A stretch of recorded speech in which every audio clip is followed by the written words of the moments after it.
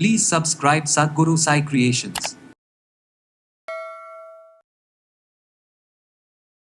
தீராத நாட்பட்ட நோய்களுக்கு மிக சிறந்த மருந்தாக சித்தர்கள் பயன்படுத்தினாங்க. கசப்பான மருந்து தான் நம்ம உடல்ல இருக்கக்கூடிய நோயை போக்கி, இந்த எல்டிஎல் கொலஸ்ட்ரால் உங்களுக்கு குறையவே இல்லையா? இந்த வெப்பத்தினால உடல் அதிகமான உஷ்ணம், கண்ணெரிச்சல், நிறைய ஆல்கஹால் கன்சியூம் பண்ணவங்களுக்கு லிவர் ப்ராப்ளம் இருக்குது இல்லைங்களா? ஸோ அது எல்லாமே கரையிறதுக்கும் இது வேப்ப இலை மஞ்சள் ரெண்டுமே பெஸ்ட் காம்பினேஷன். என்ன வைரல்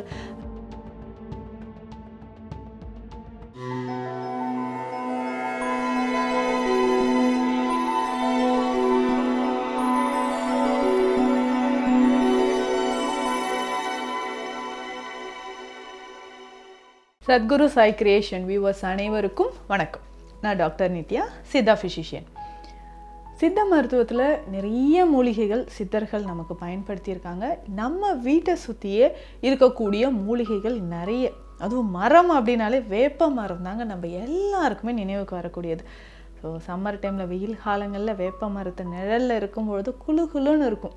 அந்த அளவுக்கு வெயிலை விரட்டக்கூடியது. சம்மர் டைமில் வரக்கூடிய எல்லா பிரச்சனைகளுக்குமே வேப்ப மரம் முழுவதும் இருந்து கிடைக்கக்கூடிய எல்லா பாகங்களுமே நமக்கு வெயில் காலங்களில் வேப்ப இலை பயன்படுத்துவது அவ்வளவு சிறப்புங்க.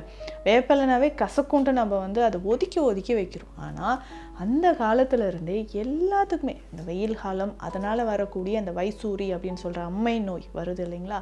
சருமத்தில் வரக்கூடிய பிரச்சனைகள், தோல் சார்ந்த பிரச்சனைகள், டயபெட்டிஸ், சர்க்கரை நோயை விரட்டுவதற்கு அருமருந்து, தோல் பிரச்சனை எல்லாத்துக்குமே வேப்ப மரம், வேப்ப இலை ரொம்ப ரொம்ப முக்கியம்.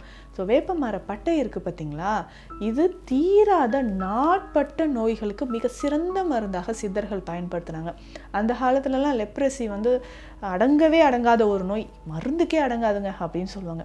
அதற்கு எல்லாத்துக்குமே பார்த்தீங்கன்னா 100 வயதை கடந்த வேப்ப மரத்து பட்டை இருக்குது பார்த்தீங்களா, இதிலிருந்து மருந்துகள் செஞ்சு சித்தர்கள் கொடுத்துட்டு இருந்தாங்க. மிக விரைவில் நல்ல ஒரு குணம் கிடைக்கும். அந்த சரும பிரச்சனைகள், எக்ஸிமா, கரப்பான் பிரச்சனைலாம் இருக்குது பார்த்தீங்களா, அது தீரணும் அப்படின்னாலும் வேப்ப மரத்து பட்டையிலிருந்து தான் மருந்துகள். இன்றைக்குமே நம்ம அது எல்லாமே செஞ்சிட்ருக்குறோம்.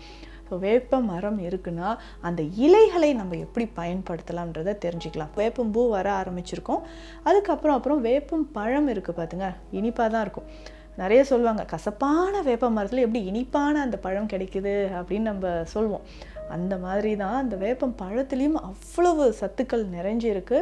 அதனுடைய விதைகள்லேருந்து எடுக்கக்கூடிய எண்ணெய் பார்த்திங்கன்னா சரும நோய்களுக்கு, டேண்ட்ரஃப், தீராத சரும நோய், தீராத டேண்ட்ரஃப் எல்லாத்துக்குமே ஒரு ஃபுல் ஸ்டாப் வைக்கணும்னா வேப்ப மரத்தையோ வேப்ப எண்ணெயோ விட்டுறாதீங்க.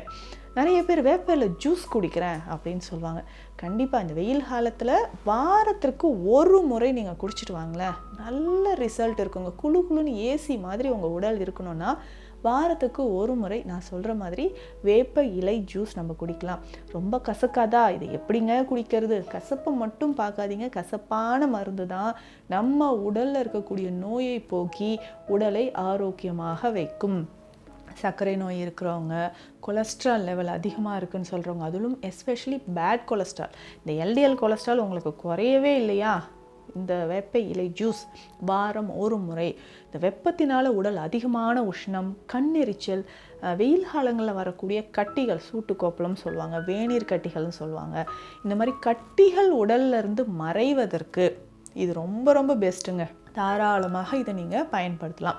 ஸோ கட்டிகள் உடல்ல இருந்து மறையணுமா, ஸோ வேப்ப இலையை ஜூஸாக நம்ம எடுத்துக்கலாம் வாரம் ஒரு முறை.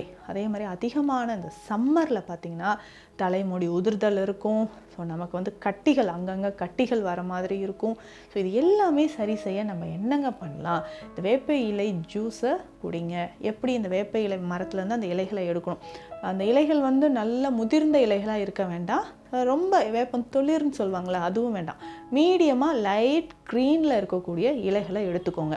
அந்த இலைகளை எடுக்கும்போது அதில் பூச்சியோ இல்லை வேறு டஸ்ட்டோ எதுவும் இல்லாத மாதிரி க்ளீனாக இருக்கக்கூடிய இலைகளை எடுத்துக்கோங்க. எடுத்து நல்லா வாஷ் பண்ணிவிடுங்க. நல்லா க்ளீனாக வாஷ் பண்ணிடணும். வாஷ் பண்ணிவிட்டு ஒரு 2 கைப்பிடி அளவு வேப்ப இலை எடுத்துக்கணும். அதனோட ஒரு 1/2 ஸ்பூன் அளவுக்கு மஞ்சள் பொடி போட்டுருங்க, அரை ஸ்பூன் அளவுக்கு சீரகம் பொடி போட்டுருங்க. அவ்வளவுதான், வேறு எதுவுமே போட வேண்டாம். இதை நல்லா அரைச்சி ஃபில்டர் பண்ணிக்கணும். தண்ணீர் ரொம்ப விட வேண்டாம், கொஞ்சம் திக்காக எடுத்துக்கலாம். எவ்வளவு எம்எல் நம்ம குடிக்கணும் அப்படின்னா 50 ml, 50லேருந்து ஒரு 80 ml அளவுக்கு எடுத்துக்கோங்க. அவ்வளோதாங்க, அதுக்கு மேலே தேவையில்லை.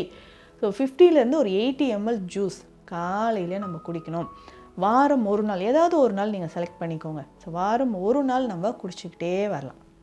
இதனால் என்ன பெனிஃபிட் நடக்குது அப்படின்னு சொல்லிட்டு பார்த்தோம்னா, குடல் பகுதியில் இருக்கக்கூடிய வார்ம்ஸ், சின்ன சின்னதாக புழுக்கள் இருக்கும், வார்ம் இன்ஃபெஸ்டேஷன் அப்படின்னு சொல்லுவோம். ஸோ இந்த வார்ம்ஸ் வந்து நமக்கு மறைய ஆரம்பிக்கும். ஸோ குடல் புழுக்கள் நம்ம உடல்லேருந்து வெளியேற ஆரம்பிக்கும். ஸோ அடுத்து முக்கியமாக பார்த்தோம்னா, நம்ம டாக்ஸின்ஸ், உடலில் இருக்கக்கூடிய டாக்ஸின்ஸ், ஈரல் தொடர்பான லிவர் ரிலேட்டடாக இருக்கக்கூடிய ப்ராப்ளம், நிறைய ஆல்கஹால் கன்சியூம் பண்ணவங்களுக்கு லிவர் ப்ராப்ளம் இருக்குது இல்லைங்களா? ஸோ அது எல்லாமே கரையிறதுக்கும் இந்த வேப்பஞ்சாறு நமக்கு பயன்படுது. அதோட மஞ்சளும் நம்ம சேர்த்துருக்குறோம்.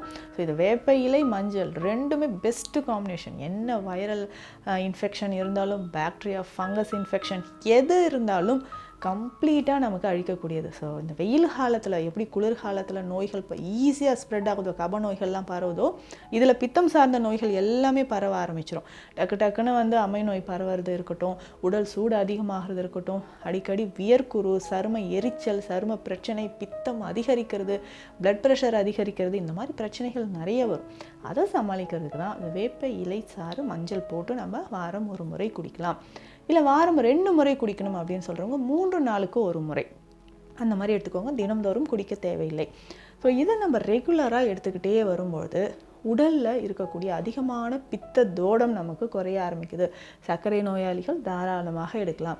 ஒபிசிட்டி இருக்கா, உடல் பருமன் இருக்கா, தாராளமாக இதை எடுத்துக்கலாங்க. இதிலே முக்கியமாக இன்னொரு விஷயம், பித்தத்தை குறைப்பதற்கு அப்படியே வேப்பம் மலர்கள், வேப்பம் பூ இருக்குது பார்த்தீங்களா, இதையும் நம்ம பயன்படுத்தலாம். ஸோ வேப்பம் பூவை நம்ம கஷாயமாக எடுத்துகிட்டு வரும்போது அவ்வளவு சிறப்பு. வேப்பம் பூ கஷாயம் இதுவுமே வாரம் ஒரு முறை நம்ம குடிக்கலாம். ஸோ அந்த உடலில் இருக்கக்கூடிய அதிகமான பித்தம் நமக்கு குறைய ஆரம்பிக்கும். ஸோ வேப்பம் பூ வந்து நம்ம கலெக்ட் பண்ணிக்கோங்க. 2-3 கைப்பிடி அளவு எடுத்துகிட்டு ஃபஸ்ட்டு தண்ணீரில் இந்த வேப்பம் பூவை போட்டுட்டு கொஞ்சமாக சின்ன துண்டு அளவுக்கு கருப்பட்டி இதில் சேர்த்துடணும். ஸோ அதை சேர்த்து கஷாயமாக நல்லா கொதிக்க வச்சு இதை குடிச்சிக்கிட்டே வரும்பொழுது உடலில் இருக்கக்கூடிய நமக்கு தேவையில்லாத அந்த கழிவுகள், பித்தம் எல்லாமே குறைய ஆரம்பிச்சிருங்க. ஸோ பித்தம் குறைய உடலும் ஆரோக்கியமாக இருக்க ஆரம்பிக்கும். நிறைய பேருக்கு காரணமே தெரியாமல் ஒற்றை தலைவலி இருக்கும்.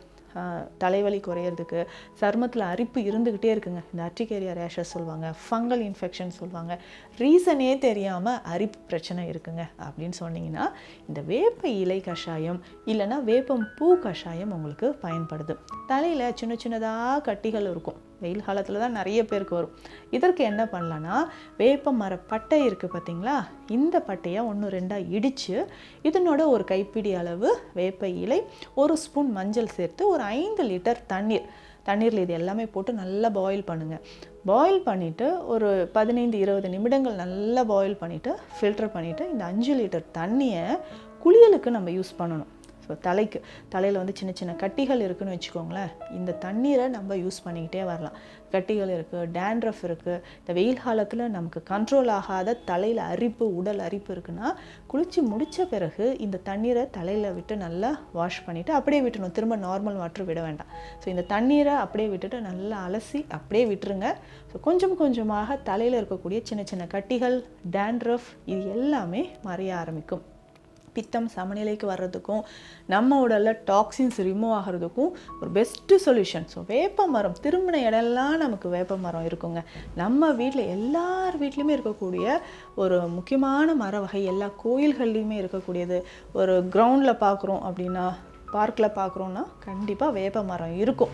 ஸோ வெயில் காலத்தில் வேப்ப இலைகளும் வேப்ப மலர்களும் நம்மளுடைய உடல் சூட்டை தணிக்கிறதுக்கு ஈஸியாக இதை வந்து நீங்கள் ஃபாலோ பண்ணலாம். ஸோ இந்த பதிவு உங்களுக்கு யூஸ்ஃபுல்லாக இருக்கும்னு நினைக்கிறேன். மீண்டும் அடுத்த பதிவில் சந்திக்கலாம். நன்றி.